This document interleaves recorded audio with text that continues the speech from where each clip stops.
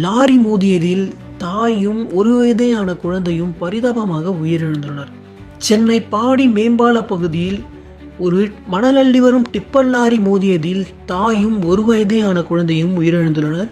குழந்தையை மருத்துவமனைக்கு தூக்கிச் சென்ற பொழுது குழந்தையும் உயிரிழந்து விட்டதாக மருத்துவர்கள் தெரிவித்தனர். இந்த சம்பவத்தை அடுத்து அங்குள்ள பொதுமக்கள் போக்குவரத்து காவலர்களுடன் கடுமையான வாக்குவாதத்தில் ஈடுபட்டனர்.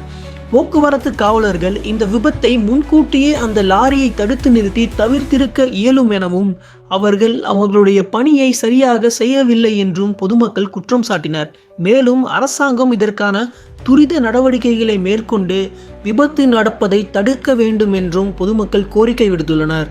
உயிரிழந்த தாய் மற்றும் சேயின் குடும்பத்திற்கு இந்த அரசாங்கம் பதில் கூற வேண்டும் என்று பொதுமக்கள் அரசாங்கத்தை கடுமையாக சாடினர்.